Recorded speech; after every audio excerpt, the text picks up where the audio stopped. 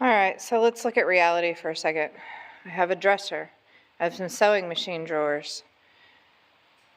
I have lots of little pieces. I have these nightstands that need to be done. I'm redoing this toy box that my dad made for my brother a bazillion years ago. I have a stool that I haven't redone because it holds my camera. I have a beautiful vanity that I redid that needs the mirror attached. And what I pick for today, the list goes on, but what I picked is this beautiful trunk and this little steamer trunk. And that's what we're going to work on today.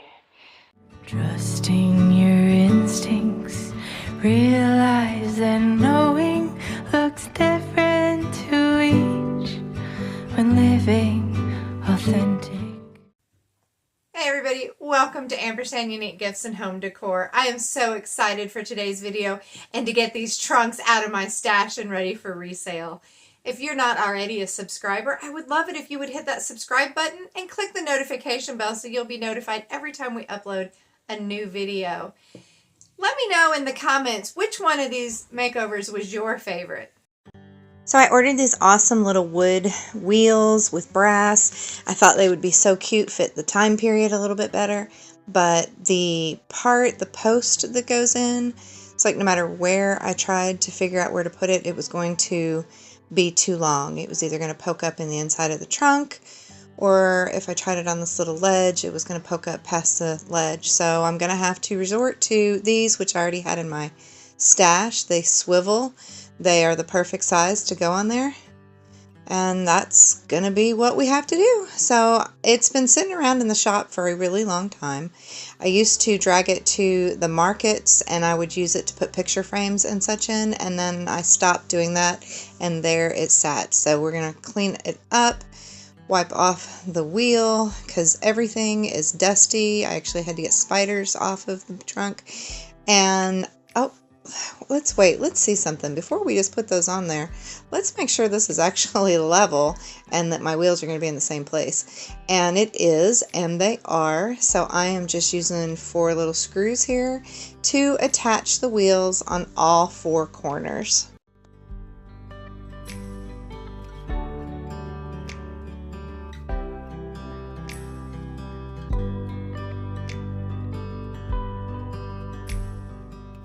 While I was putting the wheels on, I had this little piece of the plywood bottom that was coming undone. So I am using the Starbond glue in medium, and it is the tinted brown.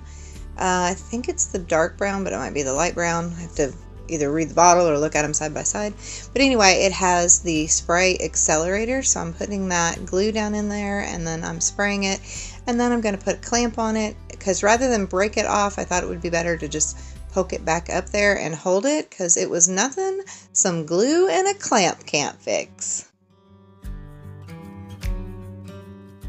Alright, I'm going to go ahead and clean it out. I did have to rescue a spider out of the inside of there, but right now I'm just getting all the dust and the cobwebs and anything else that may have fallen out with my adorable little cordless vacuum that runs on the same batteries as all my tools. And then I have some nails that had poked up from the bottom where it was holding those slats. So I'm just hammering them back down in there real well. In here I thought I'd give you a nice shot of the top of my head. You're welcome. I am just using a scrub brush and cleaning all the dust and everything out before I move on to the next step. Which actually kind of turned out to be silly because I had to vacuum it out again after I did all this stuff. I'm going to add a top because I'm actually going to make this a rolling bench with storage. So I have this plywood here in my scrap. I'm going to measure it to be about 3/4 of an inch to an inch over the edge so that everywhere it will hang over just a little bit. And using my square, I'm going to mark both sides and measured. I did the same thing. It had it hang over a little bit less from front to back, just because you don't want your legs to kind of be hanging over a little bit, but still just making it big enough. Using my square, which didn't go all the way across, so I used the square, and then I just used a long ruler lining it up with the mark that I did halfway across with the square, and then zoomed it across there and got it ready to completely cut out with my table saw. And easy peasy, I'm just going to gently glide my plywood across the top here of my table saw.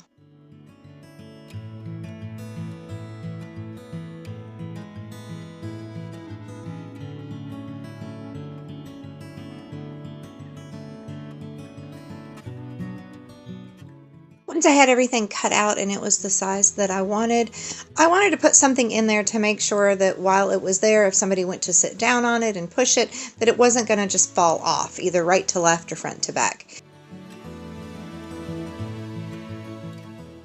And what I'm using is actually some little rounds that were cut off the bottom of a stool. Somebody had cut them off and they weren't even and it was wobbly, so we went ahead and trimmed it some more, and I had these in my leftover stash, so I thought they would work perfectly. You can't really tell here that they're not all the same height, so it'll be fine. So I just drew around it, put a little circle in there, and then I'm going to drill a hole through and get it all ready before I get going. And I do just have to point out, you like my shoe choice. You know, you just have shoes by the front door that you throw on to run out and get the mail or something. Yeah, that's what I'm wearing in the shop. I just thought that was really funny. Didn't really pay any attention when I was out there working, but there they are, glaring. I used some, actually 60 grit sandpaper here because I wanted to smooth out that edge, and even though we are going to upholster the top of it, I just want to make sure that it has a really smooth edge and that the corners aren't real pokey.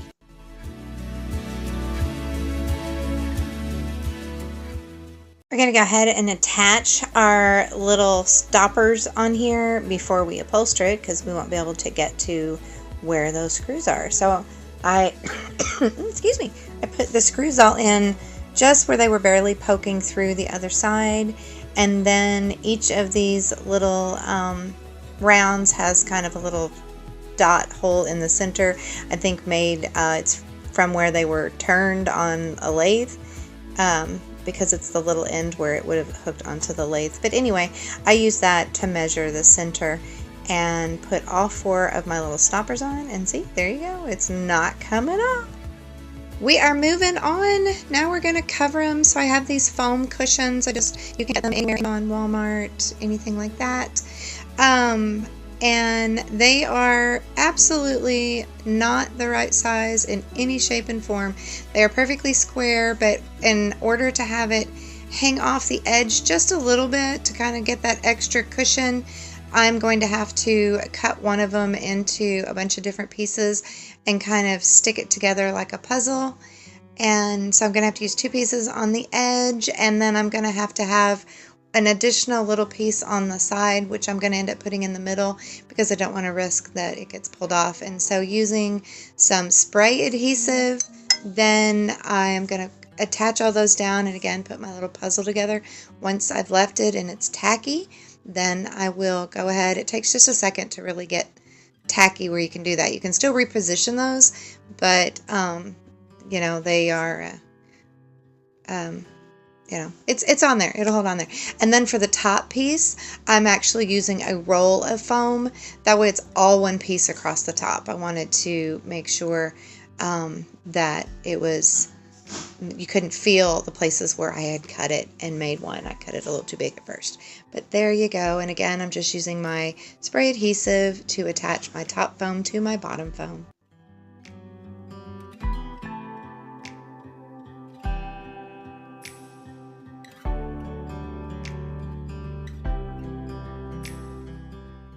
And before actually putting our fabric on, we are going to use this quilt batting to wrap around all of our foam, holding it securely in place, and then also just kind of adding a little extra cushion underneath our fabric. So I'm just going to roll that out there and cut a piece off. So guys, I will include all of the tools that I use, and if they are, I will put the Amazon link. If you use my Amazon link to go through and purchase an item, I do get just a tiny little bit back from Amazon, but I wanted to let you know it's just another way for my small business to earn a little bit of money. So again, I will put those in there, but I just want to be fair and let you know if you use that link, I do get just a little bit of reimbursement. So once we get this on here and this whole process of measuring it, I just use 1 layer thick, and I am going to flip it over and start stapling.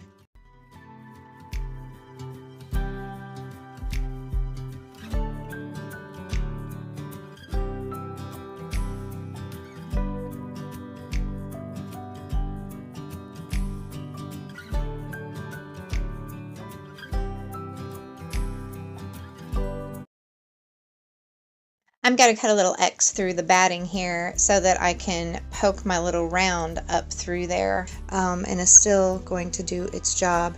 I am using some grain stripe fabric. I actually got this from JamiRayVintage.com, and you buy it by the yard. There's several different options, so I love this red with it, but I just do the same process that I did with the batting. I measure it and I pull it up, making sure that it's tight, but you don't want to end up having it be so tight at all of your staples that it kind of creates a scalloped, ruffled edge around the side. So you want it to be tight, but you don't want it to be just tighter at where your staples are and create those bumps. So I'm going to carefully go around, making sure that it's smooth all the way across the front, and we're just going to keep stapling around. You can use a pneumatic stapler, you can use a power plug-in stapler, but I have found that this little DeWalt hand stapler works absolutely the best for all of my upholstery. Once we have finished that, I set it to the side and came back to my box where I am using Howard's feed-in wax. And it was a little bit cold in the shop, so my pour wax was kind of a little bit more solid than normal. I had to try to set it in front of the heater, but you can see how it's absolutely giving this trunk new life.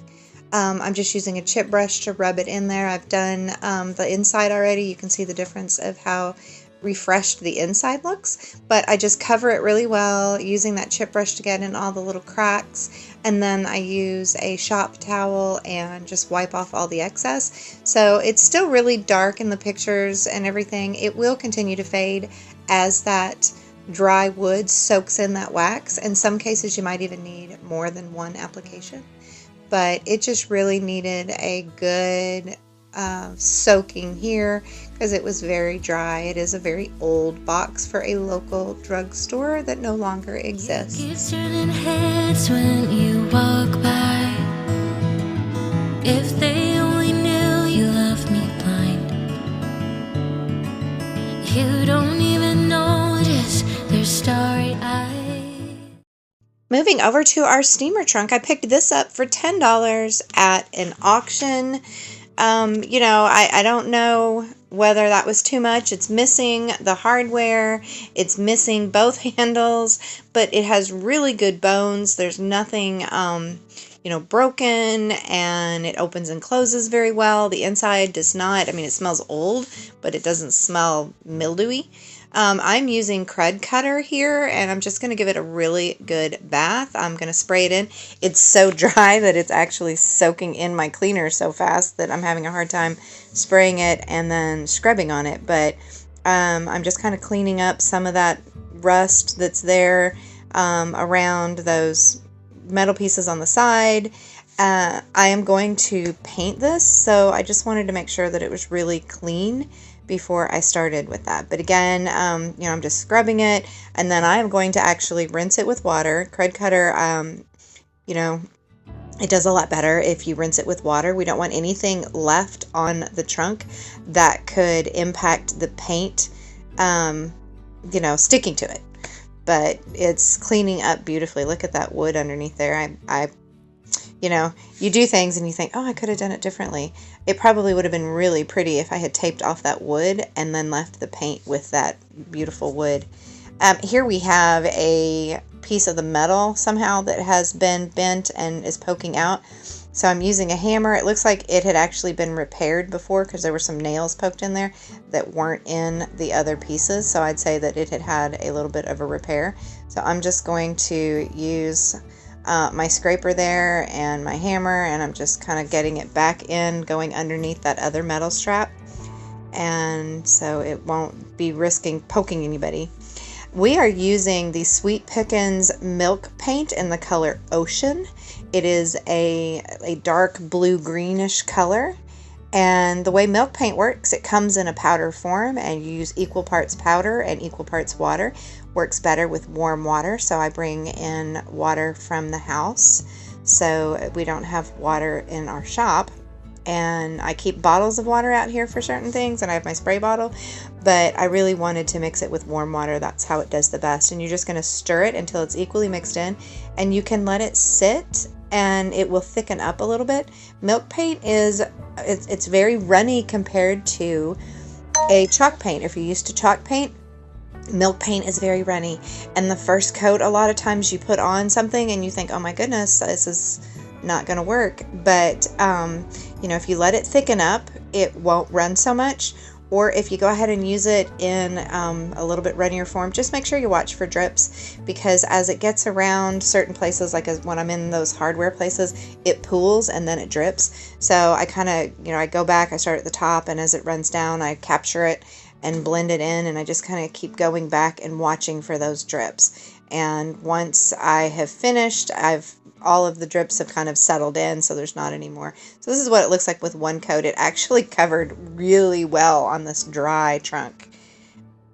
Depending on what you're painting, you might want to use the extra bond to ensure that your paint doesn't chip, because milk paint is known for being chippy. So we are actually using the IOD transfer. It's Wander, and this is an old one that I have from back when they still sold them in the tubes. So we're going to go ahead, you can see I've cut out some flowers before, but we're going to go ahead and cut this to fit on the trunk, and I'm trying to go through and use some of my old IOD. If you didn't know, IOD just came out with their spring release, so there are a lot of beautiful new options out there. I am not a retailer, so I just have to buy them from another retailer, just like everyone else. But I'm trying to use up all my old ones so that I have some room to get some new ones. But here, this was always my favorite. The Wander transfer just has beautiful colors and flowers and variety, and so I am going to put it down. I kind of started in the middle because where this has all those humps from the wood straps and the metal straps, I am kind of going around and just working it in the grooves. I am okay with this looking old and worn. That is the look I'm going for. So I'm really not too concerned if my flowers or my design crack, which is what happens when you kind of get in a corner like that. It'll cause it to get a little bit of a crack, because I'm going to actually sand and distress this. But if I were doing a dresser front, or if I did not want my design to look old and worn but look a little bit more new and fresh, I would actually have cut the transfer along each of those edges so that it would not bend around the corner and crack. Or if it were a drawer and I needed it to have a nice smooth line and not risk that it would rip up one way or another on the drawer, then I would cut it. So anyway, here as I go around the corners, I am kind of cutting off that extra vellum piece and getting it out of the way as I go around the corner. If you are unfamiliar with transfers, each of them comes with this plastic applicator stick, and you just use it to press down. You can kind of see a little bit here where as I go, the design gets real faint, and that kind of lets you know that it has disconnected from that sheet but is attached to your item. So again, here, like I said, I'm using some very worn 220 sandpaper wrapped around an even older sand block. And it just gives me a way. I'm sanding all around the corners and the edges and places that it would naturally wear. And in case you're curious, I have it sitting on a milk crate on a Lazy Susan. That is why it is spinning. It is on its side or on its back, I'm sorry, because these flowers are actually on the front. and I needed a good way to get to it. So yeah, it's a little bit rocky there because it's much bigger than my little Lazy Susan. And I am not going to apply any of the transfer to the front, but I did want to still give it that same worn look to match. So I'm just going around the edges of those slats. And here we're going to go around both sides. This is where I'm using the leftover rectangle sheets. This is the same transfer, but it is after IOD switched to selling them in the books. They come, like with 8 pages, same design broken out. And you can put it together to still have that same cohesive look, or you can use them individually here like I am. It's important that you seal in milk paint, and it's important that you seal in your transfer. So I am going to use this polyacrylic. This is an old can of polyacrylic that's been sitting around the shop. So I am doing a do as I say and not as I do instruction here. You really don't want to just get your you don't want to put your paintbrush back in your sealer. It's really not good for it. There's a couple reasons. One is it will contaminate it and can possibly make your sealer go bad. The other is here there might have still been some sanding dust. In other words, I might be putting some ocean milk paint color into my sealer, which might not be cool if you were using it next on a white piece. So really you want to pour your sealer into a different container, and then not pour the leftover back into your container. So don't pour any more out than you think you'll need. You can always add more if you need more. Using a chip brush, I'm giving this a really good coat, getting it on there thickly. It will dry clear, but a hint, if you are doing a dark piece, you can always add to your sealer a little bit of your paint color. So if you're doing, you don't want to use this on a black piece or a navy piece of furniture. It will leave white on it. Ask me how I know. And what you can do there is add a little bit of your paint color, and it will tint your sealer so that it won't show up and look white. But here, this is, even though you see all that white left on here, it did actually dry, totally clear. You can't see it. Here is our finished product. Let me know in the comments which one was your favorite. Trusting your instincts, realize that knowing looks different to each. When living authentic, do more exploring, deeper than knowing just what